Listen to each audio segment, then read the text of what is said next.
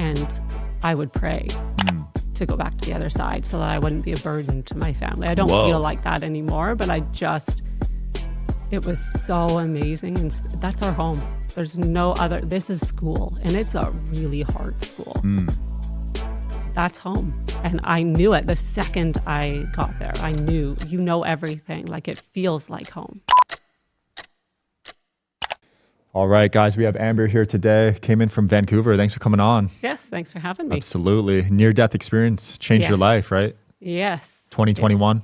Yeah, 2021, Christmas 2021. Wow, what a day to have a near-death experience. Yeah, well, it was a couple days before, the 23rd. Yeah. What exactly happened? So we were having a Christmas day. We made gingerbread houses, and then we were going to watch a Christmas movie. And all of a sudden, I got the worst headache, like blinding. And I wish I knew that a headache that bad is something to be concerned about. I didn't. So I went to bed, and I just said to my family, I'm going to go to bed. My head hurts super, super bad. So hopefully I will feel better the next day. I was having 40 people for dinner for Christmas Eve. And I went to bed, and like an hour later, my husband was still on the couch with the kids, and I texted, and I don't remember this, and I said, could you bring me some Tylenol and Advil?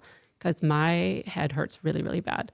And he did, and that was my carotid dissecting, and I didn't know that. So your carotid is like a artery or vein in your neck, and it was dissecting, which caused a severe, severe migraine. And so I fell asleep. And they think I had the first stroke around 11:30. I went to bed around 10:30, and I didn't wake up because strokes are not painful. And I didn't know that. It doesn't wake you up. So neurologists actually say, like, the witching hour for strokes is the middle of the night because nobody wakes up, and that seems to be when they happen. And I woke up around 4:45 in the morning, and I was scared. I thought I was dreaming. Have you ever had sleep paralysis? I have once, scared. So it felt, and I'd never had it. And so, but people have explained it to me. So I was like, this has to be sleep paralysis, because I used to get dreams that there would be spiders crawling on me and I couldn't move. So I'm like, I must be dreaming. I'm going to try and get up to go to the bathroom. I didn't know I was paralyzed completely on my right side. Nonverbal as well. I only could say 2 words, my sister's name and the F word, which was really wonderful. And so I tried to get up, not realizing I was paralyzed. And I tried to push off with my left hand because that still worked. And I got my feet on the ground and fell because paralyzed weight is dead weight. And then I was on the ground, and I was in the bedroom by myself. Long story short, my husband, I ended up banging on the wall because I tried to army crawl and I couldn't because I was paralyzed. My husband came in, knew I was having a stroke because he has first aid training, called the ambulance. We got to the hospital. It was a much longer thing than that, but got to the hospital, and they can give you a medication to stop strokes. And so they gave it to me, even though the stroke was very large. So I'd had the first stroke, and because I didn't wake up, it caused a second stroke. So I was having an active stroke. But once the stroke is completed, there's nothing they can do, really. The medication can stop it from completing. And so they gave me, my husband had to sign a thing because the medication can kill you. They gave it to me, and it didn't work. So it did stop the frontal lobe stroke, which was good because that's a lot of things that you need to be human and be functional. But it didn't make me better. It didn't reverse anything. So I pretty much I wasn't getting worse, but I wasn't getting better. I was still completely paralyzed, nonverbal, and I was blind in my right eye. And so they life flighted me to a bigger hospital to do brain surgery. Dang. Yeah. And so they let my husband come with me. All my family came to say goodbye because they said more than likely I wasn't going to make it to the hospital, let alone long enough to get the surgery. Whoa. So my kids were 12 and 14, and they came to the hospital. My parents, my sisters, just everybody came, said their goodbyes. They let Mike come in the helicopter because they didn't want me to die alone on Christmas. They usually don't let a family member in a life flight in Canada at least. And so we got into the helicopter, and we went up, and a sunbeam hit my face. And my husband lifted his arm up because I was really red and hot, because I didn't know this. When you're dying, your temperature can raise. And so he tried to block my face from the sun. And I wanted him to not, but I couldn't tell him, because the second the sun hit my face, I closed my eyes or went like to everyone around me unconscious, and I opened them and I was on the other side. And it was that quick. I didn't have to go to a light. I didn't have, nobody called me there. It wasn't like my loved ones were there or my guides or, anything like that. I just closed my eyes and I was in a garden, in a beautiful garden. Wow. No pain? No pain at all. I was very, very scared before. So like when I was in the hospital getting that medication, I actually had an anaphylactic response to the Benadryl they give with it. Dang. So I was very scared. I couldn't talk. I just wanted my kids. Nobody could understand me because I thought I was talking. I had such severe aphasia. I thought I was talking. I wasn't. Apparently I was like mumbling and saying the F word or my sister's name over and over and over again.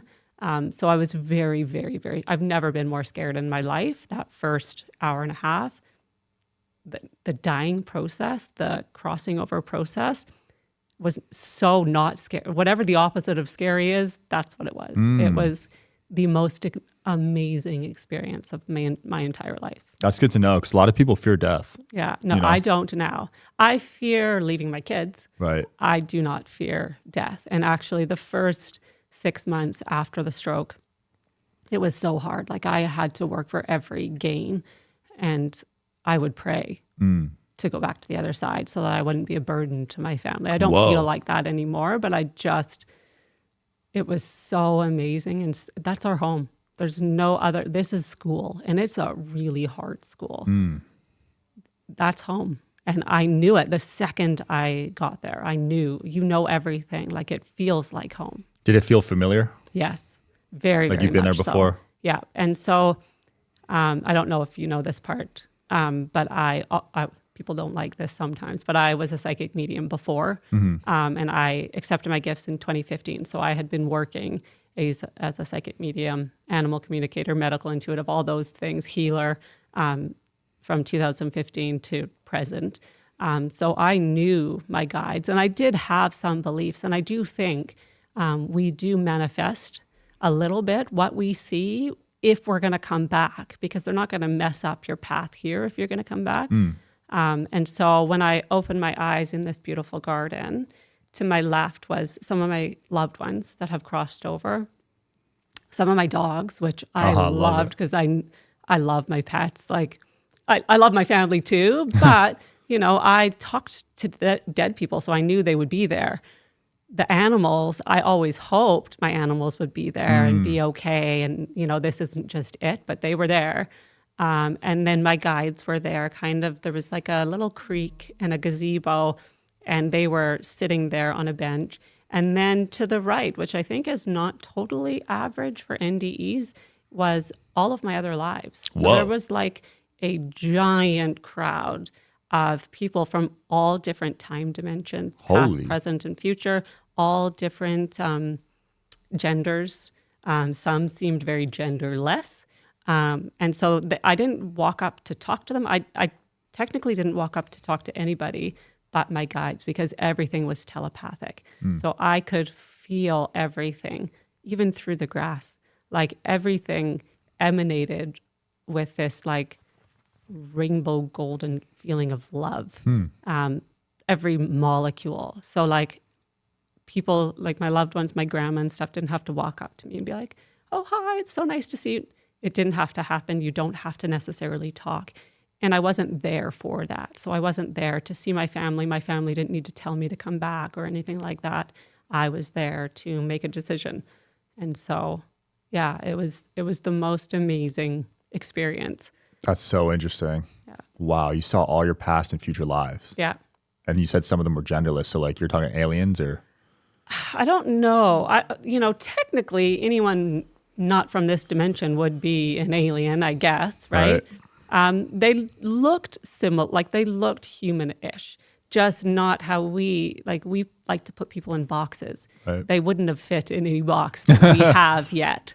So Yeah, it wasn't, there weren't like green guys or anything like that. It was more, just different levels of energy. Like humans, we have it really hard. We're here to learn a lot. And so that shows on our faces, like I haven't seen a human that just looks carefree all the time, but a lot of the people that were there looked so carefree. Well, Wow. all of them really, yeah. And then the other thing that sometimes I mention, sometimes I don't, my husband and my kids were there as well. Whoa. Even though they're dead, they're not dead, they're alive, but their souls were there because I knew without a shadow of a doubt, it would not be a choice if I actually fully had to leave my kids and my husband, but he would be okay. But my kids were 12 and 14, right? Yeah. So they were there as well. They're higher selves, just like all of us. That's there's a interesting. piece of you there right now, a piece of me there right now, sort of being like the marionette for all the lives we're living in all different time dimensions. Well, there is that theory that the kids' souls choose the parents, right? They do, yeah. You think they do? Yes. Just like I chose I don't know why I chose to have a stroke. And a lot of people say, like, what kind of psychic are you if you didn't know you were going to have a stroke? But I choose not to know things if I can't prevent them. So, what's an example? If my dad is in his 80s, if he's going to break a hip when he goes to the mall, stepping on a curb wrong, and it's preventable, so it doesn't need to happen, I will tell him. If he's going to break his hip and he has to, because that's part of his path and his learning, I don't want to know that. I don't want to know when people are going to die or if something's going to happen, because I would be so anxious all the time. And the stroke needed to happen. Wow. I had to have an NDE. And when I was there, they explained that the stroke was one option. The other option was a car accident. And I would have been completely paralyzed, not just half paralyzed. Dang. And one of my kids would be with me. And then that kid would struggle with addiction because of the painkillers they would give them for their injuries. Oh my gosh. And so, it's like, which one do you choose? I'm glad we don't have to choose. My higher self did. But that's so interesting. So it makes you wonder what's predetermined and what isn't done. I think we have a plan. A lot of people use the word soul contract. Yeah. Contracts are very human. We don't need to sign on a dotted line. But I kind of explain it as, I like visuals. So, there's a buffet. Mm-hmm. And your soul is like, okay, I'm going to plan this human life, and you have one of your guides with you. And then there's specialized guides just for planning lives. And you go along with your buffet, and you yourself, your soul, loads it up and puts everything on, and your guides help you make the choices. And then you get to the end of the line, and the guides who focus only on planning lives are like, oh, you have a little bit too much of that. Let's take some of that off. Oh, you have maybe not quite enough of this, so put some of that back on.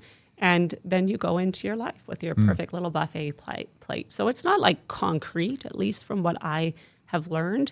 It's more, we have infinite free will, but we have sort of a guideline. Got it. And if we choose, I'm going to go this really hard way right now, at another time, you might get to go an easier way, or one of your other lives gets to go a much easier way because you chose a hard path in this life. Interesting. Yeah, I've heard you've got these guides, and if you don't accomplish the goals in that life, you'll just have to repeat it. Do you think that's true?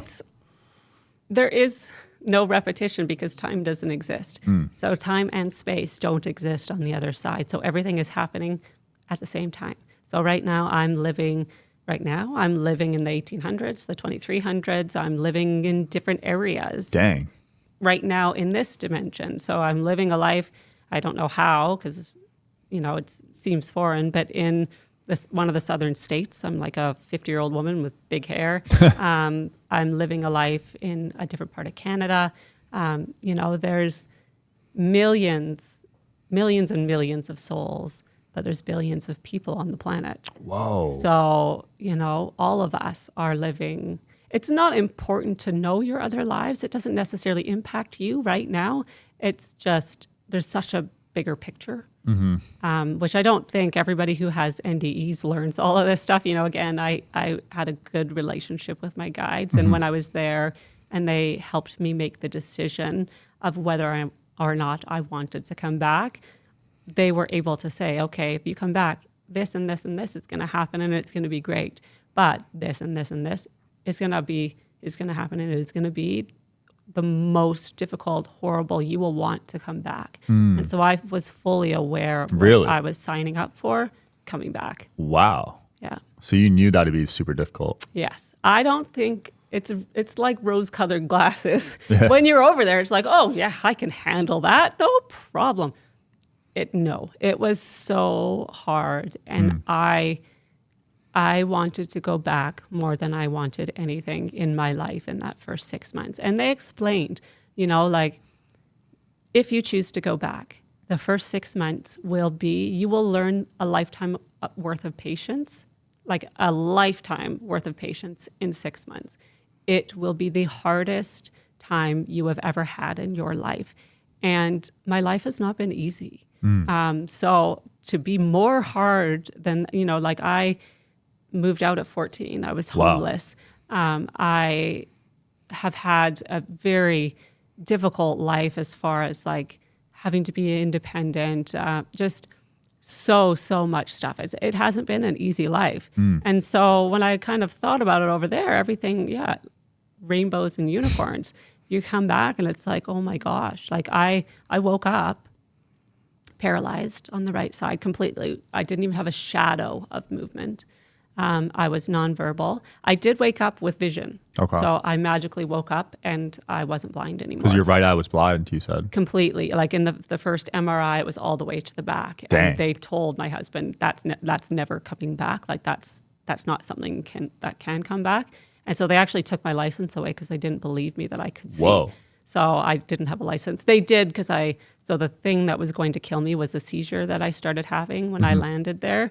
And I think, was not fun to have, but I had to be on a very strong medication for 6 months. And so they take your license in Canada when you're having seizures and that Jeez, sort of you had a stuff. stroke and a seizure? Yeah. So I had 2 strokes and then, a seizure when I was still unconscious. Holy crap. Yeah. But thankfully, I was on the other side. So I went to the other side when I was in the life flight. I stayed there, like my soul stayed there. I didn't have to feel anything. So that part for my physical body was very, very painful. From the helicopter all the way to when I had the seizure, extremely painful. And so I was not in my body. I was still on the other side until just before the seizure. And that's when I made the decision. Again, time and space don't exist there. So it felt like I was there for 100 years. Whoa. Or 50 or 10 or like there was no pressure. I didn't have to make the choice quickly. I kept going from the grass to the water because it was like Avatar. Like everything, you could feel everything. Just I had no shoes on. And so I would put my feet in the grass. And I can still, anytime I have a hard time, I close my eyes and I can feel it. Wow. And so I was still over there. As soon as I made the decision, and was when the seizure started, and I chose to go back. The second I chose, I was no longer in the garden, but I wasn't in my body. I was in like this light-filled kind of waiting room. And I know other NDEers, like people in surgery and stuff, kind of float above their body. Heard that, just to be sort of outside of the pain. And so I stayed in this like floating zone until the seizure was done. And then as soon as it was done, because it was long, because they had to give me a medication to stop because my brain was swelling so quickly. Dang. And so as soon as it stopped, I closed my eyes again and I was in my body, completely unconscious. There was no still joined to the other side, nothing. I have no recollection from like the moment I went back into my body until I woke up a day or two sort of later. Wow. Yeah. So you were like unconscious, but you were in your body. Yeah. And were you having thoughts or? Nope. That for all of that part, no, I was fully human again. I was very medicated. So I got there and my husband had to choose whether or not to do the brain surgery because I was too far gone. Damn. So they pretty much said, it's probably not going to do anything. And because she had that very strong blood thinner, it's probably going to kill her. And so they said, you have to decide if you want to do brain surgery or not. And Mike, my husband, had no idea. And so he's like, well, what would you do? He said to the neurologist or neurosurgeon, if it was your wife laying there. And he said, I would not do the surgery. So if the neurosurgeon wouldn't do it for his wife, I think my husband made a good choice. He was not educated about this stuff. And so because I wasn't going to get the surgery, they put me into the ICU just to try to keep me alive till my family got there. Because it was a short light flight, but it was a 2-hour drive. Yeah. And while I was on the other side, not only could I sort of make decisions and be there and be with them, I could see all my family. So I could see my kids packing a suitcase. And I wanted to be like, what are you packing? They were packing like fancy clothes. They had no idea what was going to happen. I could see my one sister, she hates when I talk about this, but she gets a nervous stomach. Yeah. And so she was bawling her eyes out. She was in the car too, driving to her house. And she was racing to try and make it to the bathroom because she was so nervous. I could see my other sister bargaining with God. If you let her live, I promise I will start going to church. I will do anything if you let her live. And so I didn't feel sad watching it. Even my kids, like they were so scared and I didn't feel sad because everything made sense. But I think it was helpful to be able to see them. So you were like astral projecting then? Yeah. Right? I was on the other side. And I think on the other side, you can kind of see anything, anywhere. Right. Yeah. That is so interesting. Wow. And then how long did it take to fully recover? A long time. To the doctors, it was miraculous. To a mere human that doesn't understand doctor terms, it was the hardest thing I've ever done. So being paralyzed, they told my husband, start looking for long-term care. You probably won't be able to take her home ever. I was in the ICU for 2 weeks. And then after the ICU, they let me go home because I lived close to a hospital. And then I did rehab in the hospital for 10 weeks. And then I did paid rehab. It almost broke us for the whole first year. Whoa. Because not only was I paralyzed, the movement, I started moving on day maybe 3. That's quick. Like maybe 4. They said you'd be paralyzed for life, right? Yep, on the right side. So my left side worked fine. No, they said I won't get anything back. And they didn't believe my husband. They thought I was like twitching. But within 3 or 4 days, I was walking. And my husband did a video the first time I walked to the bathroom. And I think that was like December 27th. The stroke was the 21st or 22nd in the morning. Yeah. Or 23rd. And I was saying words almost as soon as I woke up. And I fully had to learn to talk again by repetition, speech therapy. But I came home and my first checkup with the neurologist we drove to, and he could not believe it. I was walking with like canes, and he actually called the stroke team from Emerge to watch me because they were so affected by the mom who was dying in front of her kids on Christmas Day. And nobody could believe it. Whoa. But I'm still recovering. I still have aphasia. I can't feel the right side of my body at all. Really? No, I can move it. I can move it better if it's mirrored to the other one. I can't feel anything. It's like a line. Wow. I have struggles eating. Once it hits 3 o'clock, I start losing my words. I do stumble over words still or can't find words. I'm missing all of this part of my brain and most of this part. Yeah, there's a picture in my book. It's like it is all gone. So they took it out? No, it goes away. So in the picture in the book, it's still there. It still looks like brain tissue, but it's white. And so that was right after the stroke. But now, so when you have a stroke, it doesn't come back at all. Like you don't heal that part of the brain. So once it dies, it takes a while. So I think it took like a year for it to change to look how it will look. So now it's probably TMI, but when you see scans of my brain, it looks kind of like a bladder looks in an ultrasound. It's just black water. Wow. So like they call it sloughing. It sloughs off, all the brain tissue, and it fills with fluid, like brain fluid. And so you don't heal the brain, but you create new pathways. Got it. So your brain relearns to do things from different parts of your brain. And I shouldn't be able to talk. Your speech center usually is on this side of the brain, or this side. But because I'm left-handed, very rarely a left-handed person will have a speech center on the other side of the brain. And apparently I do. Wow. Yeah. Everything just happened, right? Yeah. And they call that a miracle, but Yeah. you know better. Yeah, I know. If you go in my medical chart, every doctor, because I've had a few little strokes, which is part of recovery, it says my miraculous patient at the top of the neurosurgeon's chart. Yeah. And because I shouldn't be able to do anything that That I'm is able so to fascinating. Wow. Did you lose memories? do. Yes.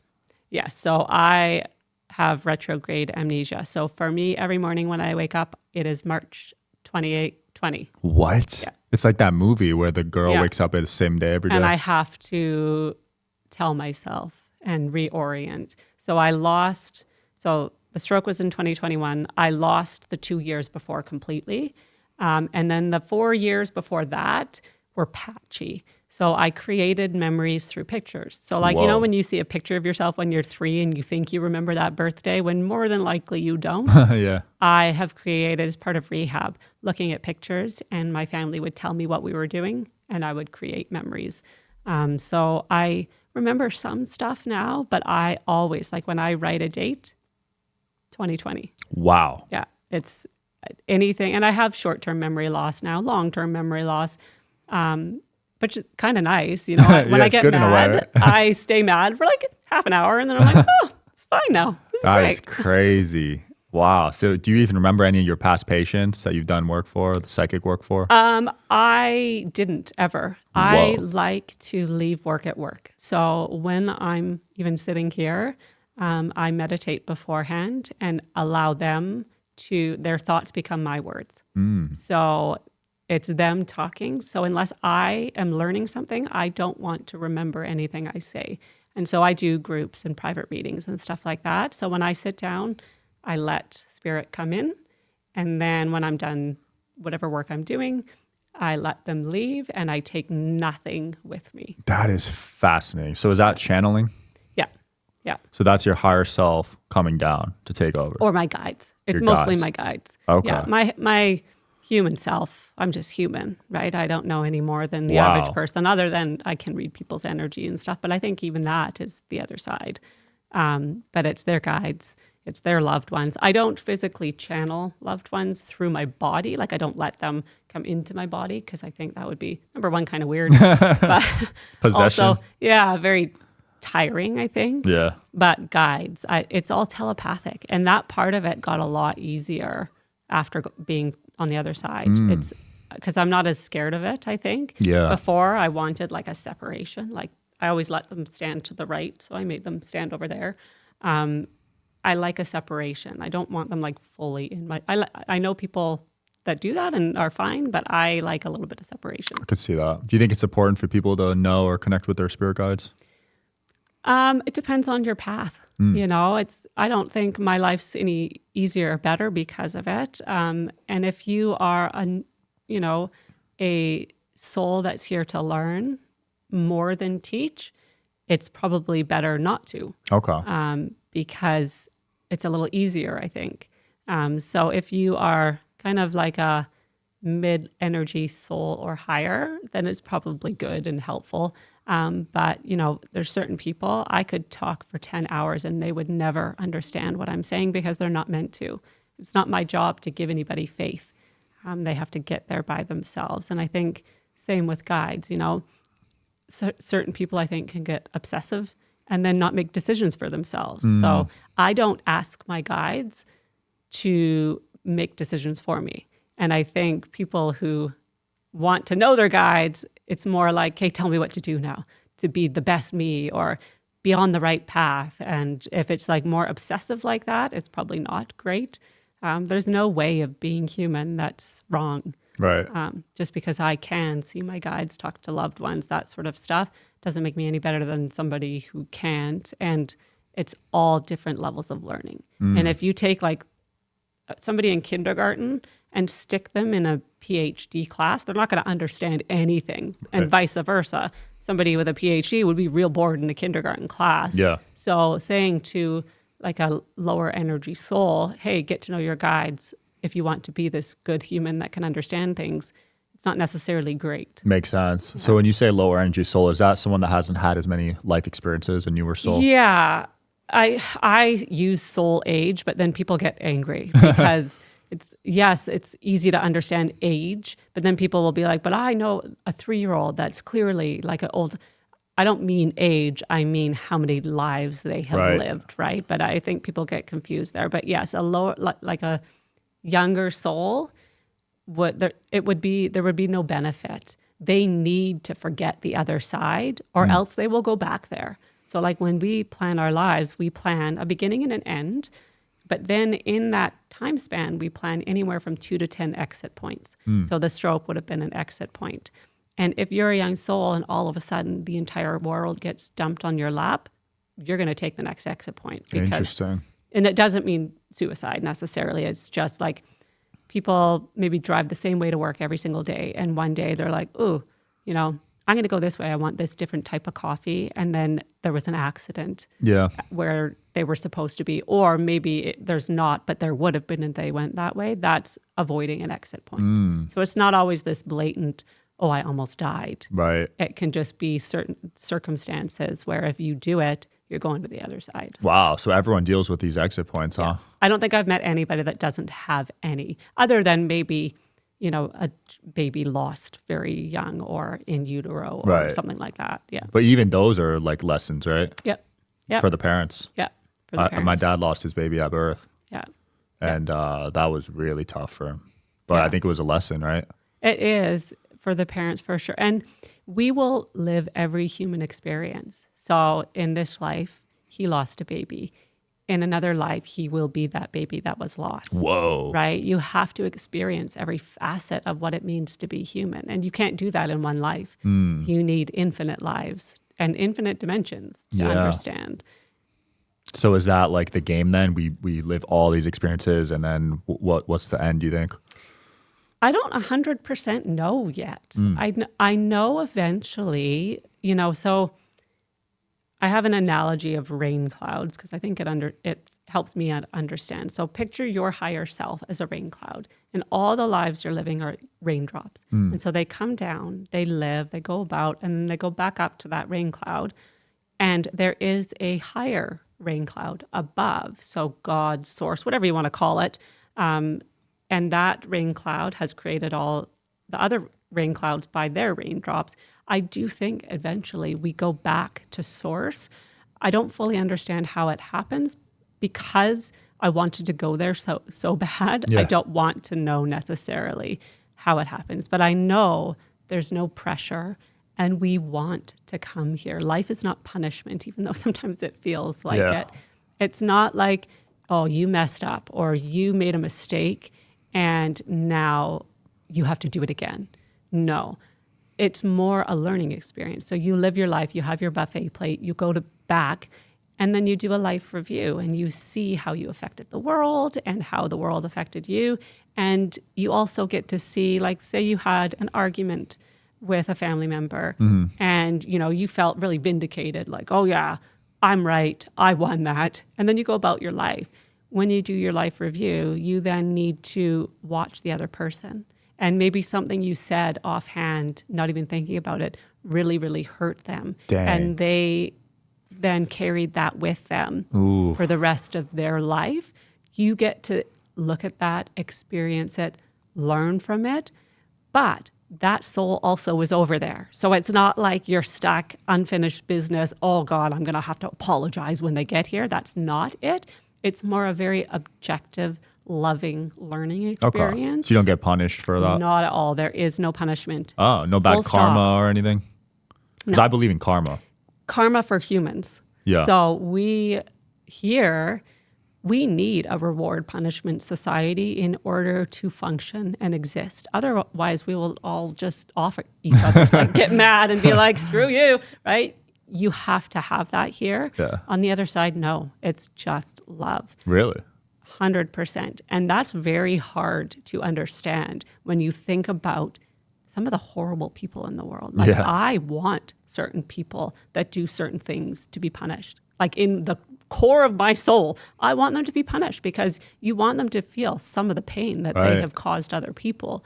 But when you get to the other side, those people that have done those horrible things, even though I still don't agree with this, I'm getting on board with it, they are older souls because they're not here to learn. They're not learning anything. They're horrible people. They're here to teach.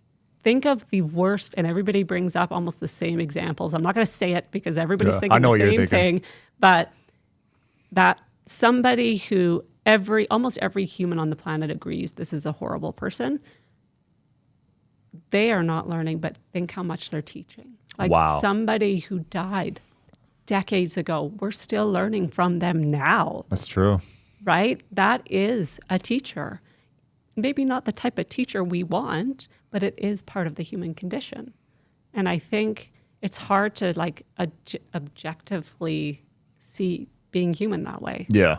Well, there's no good and bad, right? No, No good on and the evil other- or whatever. It's No. all relative. And I've never seen a demon or Really? a negative energy, and there can be an argument made that I have really good protection. Mm-hmm. So, I'm not saying I'm completely right. And I probably wouldn't disagree if somebody has something different to say. Yeah. But I only see love. And I've talked to horrible people, like when I've done readings, that people who only come forward to apologize for the pain or crimes they have committed, but they were on the other side just like everybody else. Interesting. Well, I also think your vibration's really high. So if there are demons, I don't think they would even reach you, honestly. No, You know? no.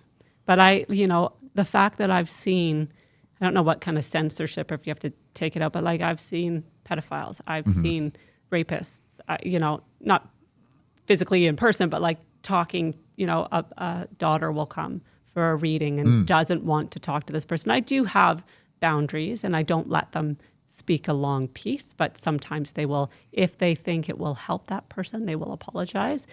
And they are surrounded in the exact same love. Because if you see that rain cloud, how can you punish the rain cloud and all of the raindrops because one raindrop did something horrible? And that soul would have to be punished at the same time as that one raindrop. So it affect everyone, you're saying? Yeah. Wow. That's crazy to think about. Yeah. Yeah, forgiveness is important, right? Yeah. And it's okay here to not, because maybe that's your lesson. If you're going to be an angry person for your whole life, which I would not recommend, because guilt, shame, regret, and anger cause cancer, cause heart attacks. For sure. And cause very awful people. But you can be angry and horrible and grumpy your whole life, and you're not going to be treated any different when you get to the other side. Wow. Yeah. I did not expect that answer. Yeah, I assumed karma would come get them in the next life or something. Nope, because it's all happening at once, right? So Right. maybe they're a complete nightmare here doing awful things, but they're living 50 other lives doing wonderful, loving things. So in that way, karma is balancing everything. Wow. Okay, you're doing awful things in this life, so let's make sure that this life is doing something amazing for humanity, because it has to balance. Everything has to balance. Yin and yang. Yeah. That's crazy. When you hear people taking DMT, which is released when you die, like, is that like a cheat code to experience what death looks like? Or I think maybe, but I think you have to be cautious. A lot of people talk about, what is that? Where they go Ayahuasca? to, yes. And if you are somebody that is at least like a middle-aged soul, I think it can be beneficial. It can help you get to where I am when I'm channeling, right? Because I can just sit down and talk to dead people or talk to my guides. So I think it can kind of bump you up so that you can, at least for yourself, get that kind of knowledge. And I think that's wonderful.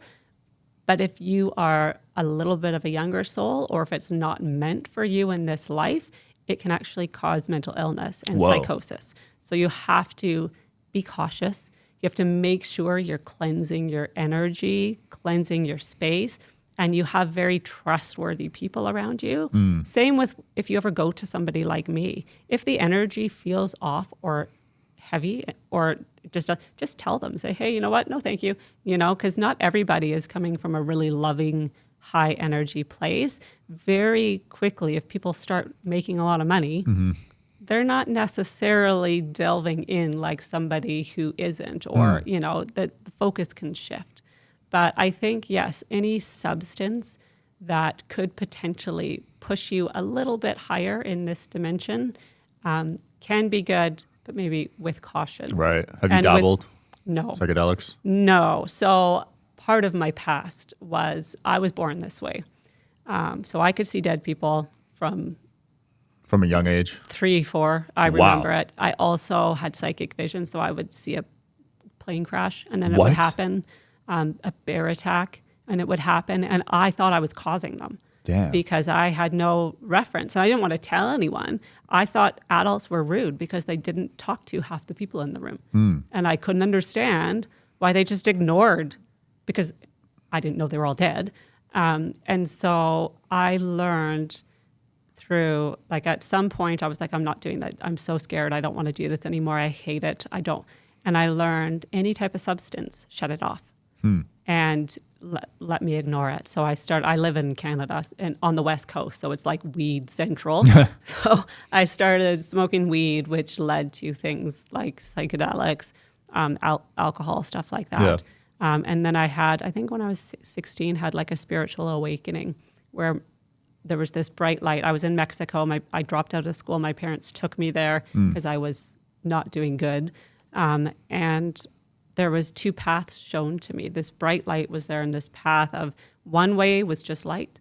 The other way was all of my friends and all the stuff I was doing, which was comfortable to me, and I had to make a choice. And I had no idea what I was doing. I was 15 or I think 15, whatever grade 9 is.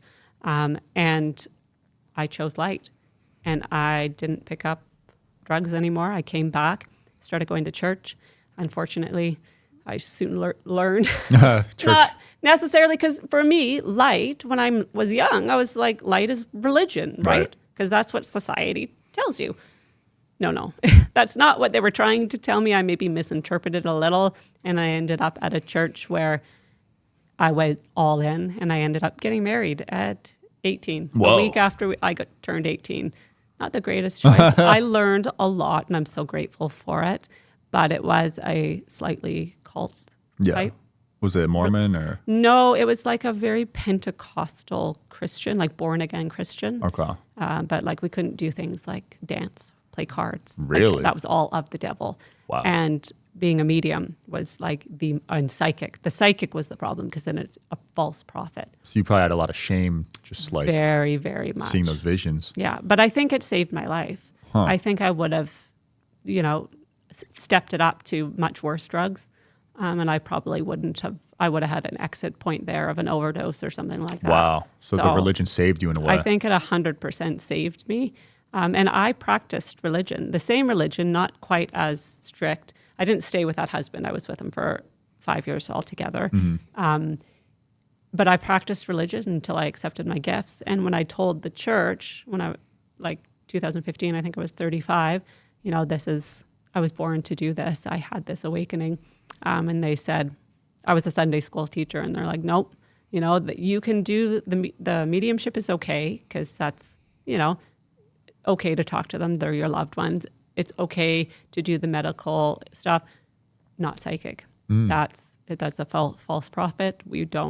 And so I didn't go back. Wow. Yeah. So you had to pick. Yeah. Wow. I mean, lots of choices in my life. Yeah, but I think you chose the right one. You helped a lot of people. Yeah. Choosing the psychic path. I don't think you would have impacted as many people with the other route. No, and I think for my human self, I needed the calm before the storm, because being psych is fun sometimes. It's not always fun to know everything. Like not everybody walks into a room and knows exactly what everybody's thinking of them, and a lot of people are scared of me. So you could walk into any room and just know what people are thinking? Yeah. Whoa. But I also know the why.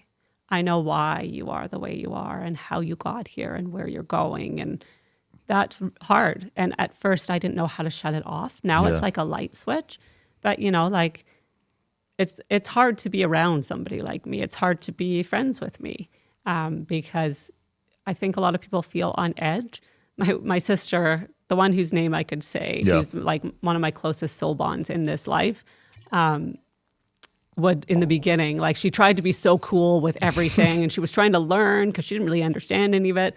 But every time was around me, she's like, I don't know why, but like, I know I shouldn't think bad things, but all of a sudden I'm thinking about like dead babies and mass shooting and like all these horrible things. And she's like, I know I'm not actually thinking that, but because I know you can read my mind, I just start thinking horrible. And I think a lot of people think that. Yeah. And a lot of people are scared of me. And Wow. as a human in my human life, it's hard. My spiritual life, and when I'm working, doing videos, interviews, readings, it's the best gift on the planet. Because you could just read people. I can see why people are scared because a lot of people are not being their authentic selves. Yeah. So they're hiding something. So and it's hard for me to react to what you're showing me on your face. Right. So like so many very unhappy people joke a lot, laugh a lot, smile a lot. And I try not to react to how they're actually feeling. Because I want to be like, why? Like, how come you're joking so much when, like your grandma is dying or you just got in a fight with your spouse? Like, let's talk about that. Yeah. But people don't like that. No, they don't. And it's not helpful. Unless somebody invites me in, I have no right being there. And that's a hard line. And I don't think everyone who has like gifts like I do practices the hard line. And I try to, like with my kids, I really try not to invade their personal thoughts and feelings. Although the other day, my daughter came up and she's like, I don't feel very good. And I get a look and I was, I don't know, scanning her kind of. And she looks at me, she's like, Mom, stop scanning me. I'm like, what are you talking about? She's like, I can tell. I'm fine. I'll tell you if I'm not. They probably have powers too, right? It's genetic. Yeah, both of them they don't have all my gifts, and I am grateful for that because even though now I look so balanced, I was not. My life has not been easy, but both of my daughter's very intuitive, and I think my son is going to be a bit like me with the empath gifts. Like he feels everything and has a super high IQ with it, which I think makes it kind of worse. Nice. But, or not nice, I guess. Yeah, but both kids have parts of me. Neither of them are exactly like me. I don't have a genetic line of people like me. Oh, really? And most people do. I don't have any. Yeah. Wow. So are you adopted?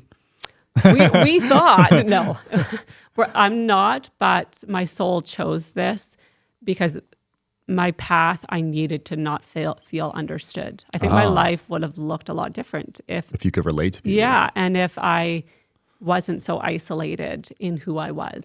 So we choose even the painful things for a reason. So now I don't have any regrets about everything I did or said when I was young, but I sure did before. Oh, for sure. I felt super isolated growing up, and I always was like, I had a victim mentality at the time. Yeah. But now looking back, I was like, that was probably really good for me. Yeah, and made your path so much stronger. Yeah. Right? It's not woe is me. And I was pretty woe is me for a long time. I couldn't understand why I just didn't fit. I felt like I was a square peg trying to jam myself into a really round hole. It just didn't work. And I couldn't understand. And I was very blamey, well, if that person didn't do that, then I wouldn't be who I was now. And so it's their fault.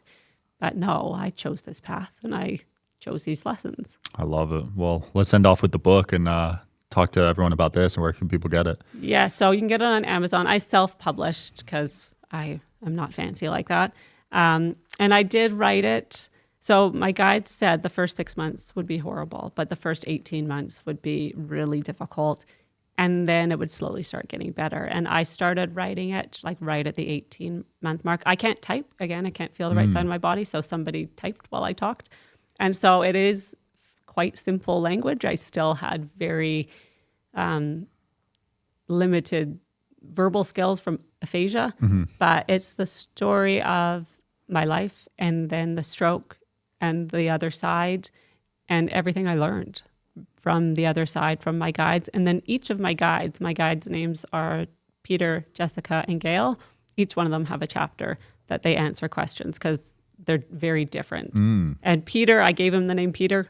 His name's not Peter. It's like something weird like Pa or Ra, and I don't know. So I just call him Peter because it's non-threatening. Yeah. And they're very different types of energy. So they each have a chapter as well. That's beautiful. I can't wait to read that. Thank you. Is it on Audible too?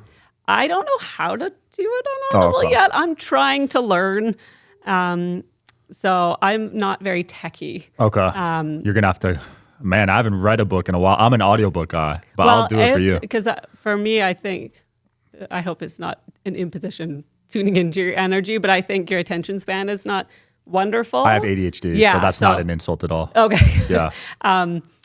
I made it ADHD and stroke brain injury friendly. Oh, nice. It's almost double space and the writing is bigger. So it's much easier for people whose brains aren't totally able to focus to actually read it. I'll definitely give it a go then. And then I also write poetry. My guides help me write poetry. So at the beginning of each chapter, there's a poem that I wrote.